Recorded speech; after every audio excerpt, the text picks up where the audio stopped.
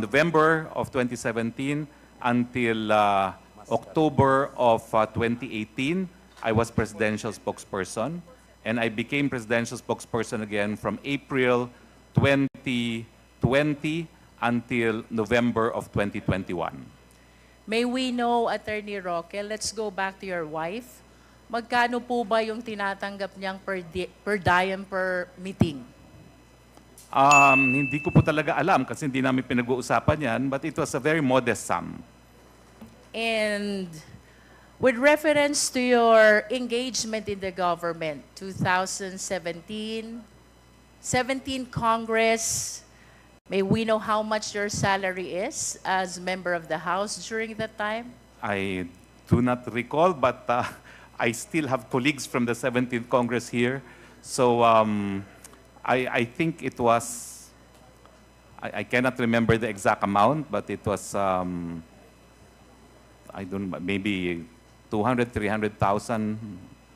I don't know, 200,000 po, no? 200,000 a month.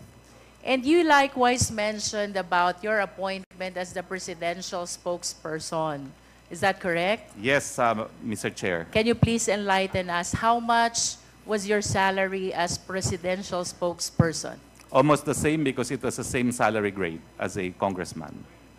I understand as well, Attorney Roque, that you have children. Yes, Your Honor. May we know the names of your children?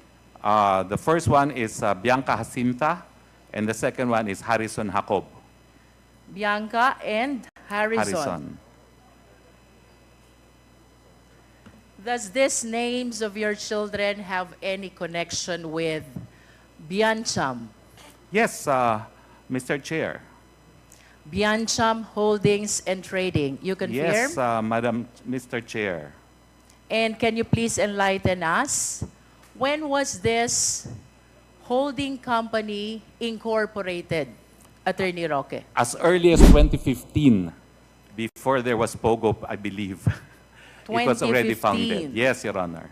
And during that time, can you please enlighten us, sino po ba ang mga incorporators? First incorporators of Biancham Holdings and Trading. That's myself, my wife, my then law partner Joel Butuyan, Eileen Garcia, and one of my staff lawyers who has since passed, Jarmay Garcia. Can you enlighten us further? Gaano ho ba kalaki ang inyong ownership dito sa Biancham Holdings and Trading, Attorney Roque? It differed over the years, Mr. Chair, because it started as a small company. It was amended once. And, Mr. Chair, can we please direct our resource speaker to limit his answers to the questions which are being propounded? If Mr. I may Chair. proceed, Mr. Chair, would you confirm, Attorney Roque, that at the time of the incorporation of Biancham Holdings and Trading, you were holding 49.96% ownership, while your wife, Myla, is holding 49.96% ownership. Do you confirm? if that is what appears in records, I confirm that, Mr. Chair, but I do not have a copy of the records before me right now. In other words, Mr. Chair, the remaining 0.8% is the ownership which are being shared by Joel Butuyan, Zarmay Garcia, and Eileen Garcia. And it was mentioned earlier by our resource speaker that all these incorporators were his associates, either in Batuyan and Rael, and in Center Law. Do you confirm? I confirm that, Mr. Chair. It is a family corporation with my close associates as nominal stockholders to complete the 5 shareholders that were then required by the old corporation code. It is no longer required to have 5. How do you describe the nature of this ownership when it is only 0.8% being shared by 3? Because, to my opinion, they are nominal, if not dummy. Your Honor, Mr. Chair, they're not dummies.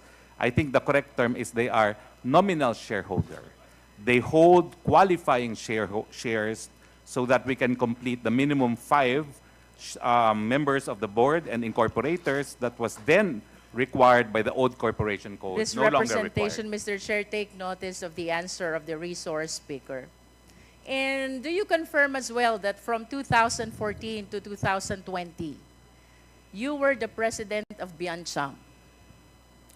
If that is what the records indicate, I do not have the records before me, but I will confirm if that is what appears in the Securities and Exchange Commission. Yes. It does, Mr. Chair.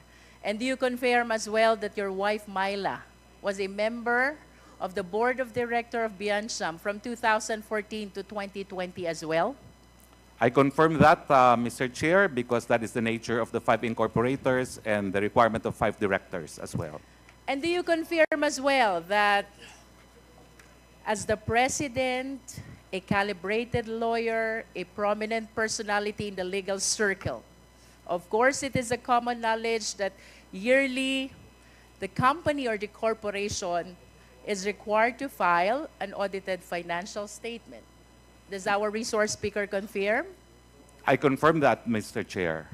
Mr. Chair, may I request our Secretariat to please flash in our screen the 2014 Statement of Assets and Liabilities of Biancham.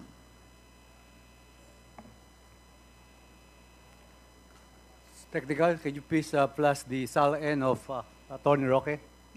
Mr. Chair, I wish to correct, with all due respect, this is audited financial statement of Biancham and not SAL-N. And I am requesting that the page of assets be flashed in the screen. This is 2014. Okay, could you please flash the audited financial statements of the company, technical?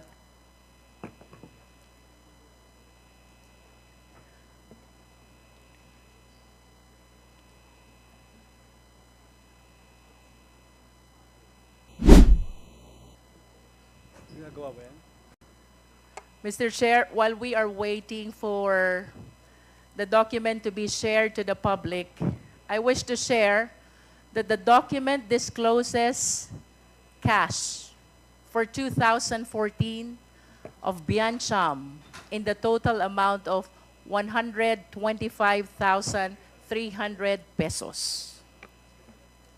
And then, Mr. Chair, I wish to invite as well the attention of the public, especially the Quad, to the 2015 audited financial statement of Biancham.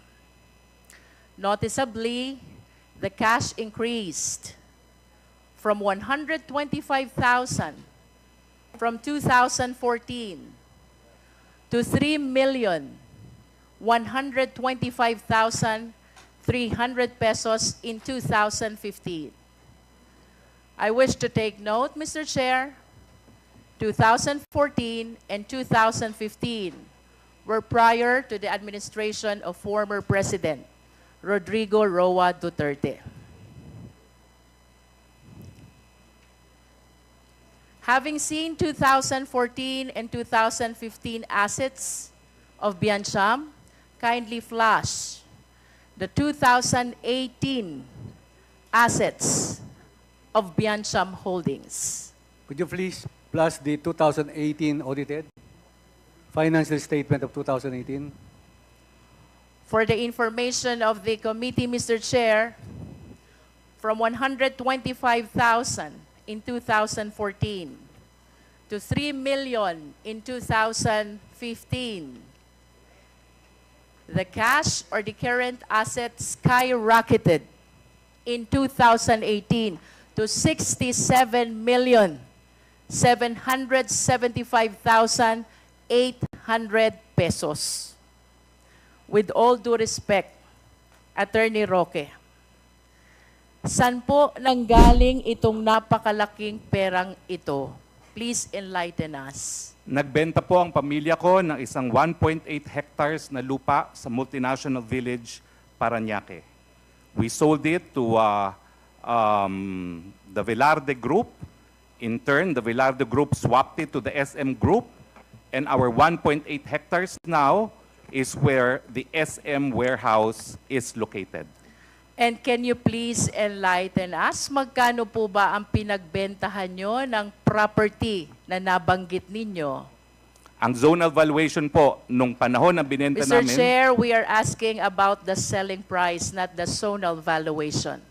ma'am, because the selling price is the zonal valuation, it was 12,000 per square meters times... Not at all times, Mr. Chair. No, The yung- zonal valuation is not always the selling price of the property, and that is a common knowledge. Please enlighten the Quad.